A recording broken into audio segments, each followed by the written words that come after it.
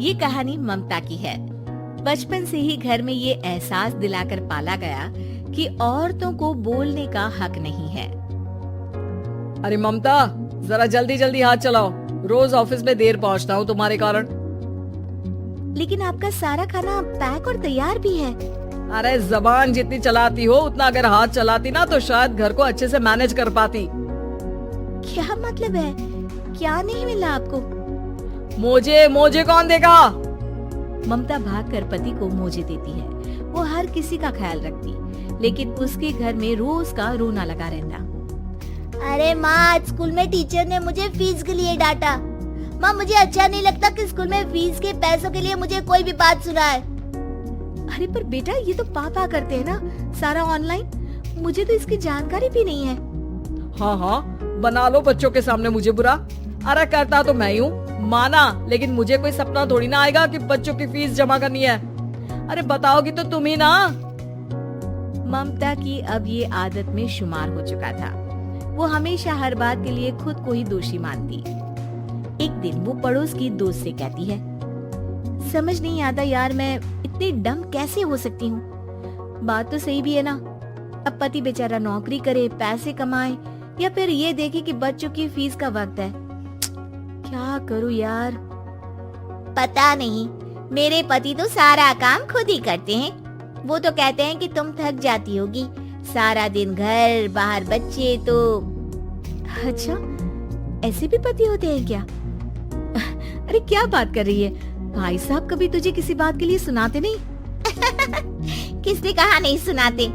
अरे ये पति चीज ही ऐसी होती है कि बिना पत्नी को सुनाए उन्हें चैन की नींद कहाँ आती है।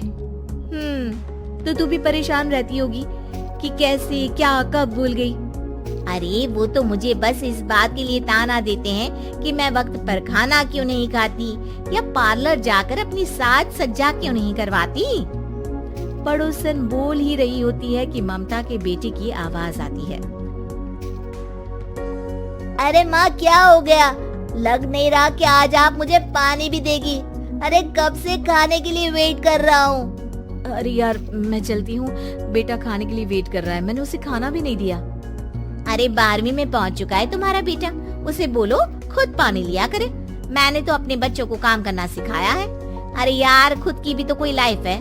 माना जब नहीं कर सकते थे तो किया, लेकिन अब इतने बड़े बच्चों की हर बात मानेंगे तो मुश्किल तो अपने को ही होगी। ममता को पड़ोसन की बात में दम तो लगता है, लेकिन करे क्या, आदत भी तो खुद ही ने डाली थी। ममता घर जाती है कि तभी बेटी आ जाती है। माँ, परसों मुझे एक शादी में जाना है। तेरी वो जो लाल वाली साड़ी है ना, उसे दे देना। मैं आज जाकर टेलर को दे दूंगी, वो उस साड़ी से सूट बना देगा। अरे नहीं तारा, वो मेरी माँ ने मुझे दी थी और उस साड़ी से मेरी काफी भावनाएं जुड़ी हैं। तुमको ना मैं दूसरी साड़ी दे दूंगी। ओके, कोई बात नहीं, लेकिन आज दे ही देना पक्का।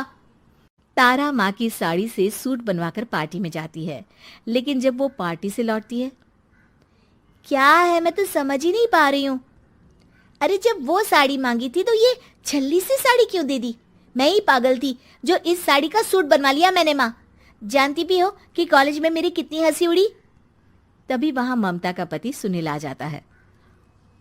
अरे गवार औरत, जब बेटी साड़ी मांग रही थी तो दे देती ना। अरे पापा, इनके तो इमोशंस जुड़े थे उस साड़ी से। ममता इतने सब के बाद भी कुछ नहीं बोलती। मेरी बेटी की बेइज्जती हो गई, मैं बिल्कुल बर्दाश्त नहीं कर सकता ये। मैं नहीं चाहता कि मेरी बेटी से कोई भी ज्यादा सुंदर लगे पूरे कॉलेज में। जी, वो पढ़ने में तारा बिल्कुल अच्छी नहीं है, उसकी पढ़ाई पर आप ध्यान दीजिए ना। अच्छा, अब तुम मुझे बताओगी कि मुझे किस पर ध्यान देना और किस पर नहीं। रमेश जैसा ही ये वाक्य पूरा करता है, ममता की बेटी और पति उस पर जोर जोर से हंसते हैं।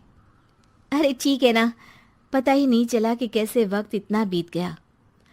अरे कैसे पता चलेगा माँ, हम लोगों के पीछे जो तू बैताल की तरह चिपकी रहती थी, तुझे कैसे वक्त का पता चलता। ममता को पहले सास ससुर, फिर पति और बच्चों की तरफ से इस तरीके की बातें सुनकर उसका मन बहुत दुखी रहता था। एक दिन, सुनो ना, बहुत दिनों से कमर के नीचे बहुत दर्द रहता है। कल मैंने देखा तो एक फोड़ा था। अरे ममता, एक बार अपने पति से बात करो, वो तुम्हारा फोड़ा डॉक्टर को दिखा देंगे। अरे नहीं नहीं, वो तो गुस्सा हो जाएंगे। अरे क्यों गुस्सा हो जाएंगे? तुमको दर्द है? हाँ, लेकिन वो यही बोलेंगे कि ऑफिस जाऊं या फिर तुम्हें लेकर डॉक्टर के पास। तो बेटे से ही बात कर ले। अरे वो तो मैं कर लूं, लेकिन फोड़ा है ऐसी जगह कि उसे बताते मुझे शर्म आएगी। लेकिन कुछ ना कुछ तो करना जरूरी है ना। ऐसे कब तक फोड़े के दर्द से तड़पती रहेगी? अब तो सोच रही हूँ कि इनसे बात कर ही लूं, वरना दर्द के मारे कहीं मर न जाऊं। लेकिन शाम को। ममता, क्या किया तुमने आज? खाने के डिब्बे में कैसा खाना दिया था? दाल खराब हो गई थी। कब की थी? दाल तो मैंने सुबह ही बनाई थी, खराब कैसे हो गई? अच्छा सुनिए ना, मुझे कहना है कि अरे गरम दाल बंद करोगी तो ऐसा ही होगा ना। बेइज्जती हो गई सबके सामने मेरी। ऑफिस वालों ने ऐसा मजाक उड़ाया कि क्या बोलूं। कल से ठीक से खाना देना है तो देना, वरना खाना देना बंद कर देना। बाहर खा लूंगा मैं। ममता, जो पति से अपनी परेशानी बताने वाली थी, वो अब ये सोचने लगती है कि कल से पति को खाने में क्या दे। अगले दिन ममता थकी थकी सी हालत में। आप लोगों के लिए नाश्ता बना दिया है, खाना बनाने की हिम्मत नहीं है आज तो। रात भर सोकर थक गई है ना, इसीलिए तो खाना नहीं बना सकती। हिम्मत नहीं हो रही है, मैं बस सोने जा रही हूँ। बस मैडम को सोने का बोल दो, फिर देखो कैसे सोती रहती है। माँ, फिर वही पराठा सब्जी। अरे हमारे साथ के दोस्त एक से बढ़कर एक नाश्ता खाना लेकर आते हैं, आप तो बस। सभी घर से निकल जाते हैं, लेकिन जब शाम को बेटा घर आता है तो घर में अंधेरा रहता है। बेटा लाइट जलाता है।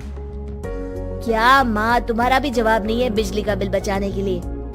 वो बोल ही रहा होता है कि सामने माँ जमीन पर लेटी मिलती है। वो उसके पास जाता है।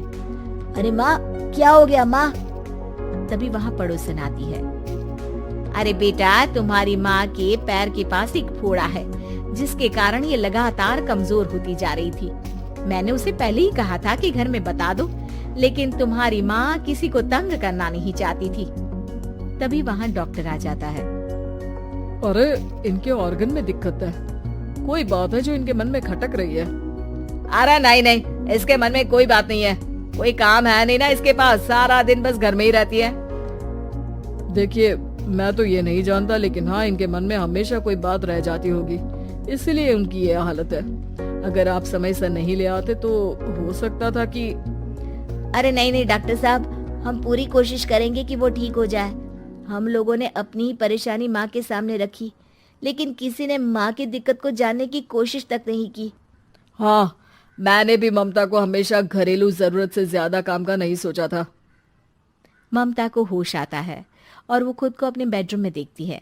वो उठने की कोशिश करती है कि माँ, अब आप नहीं उठेंगी, हम लोग है ना, हम लोग आपको पूरी तरह से खुश रखने की कोशिश करेंगे।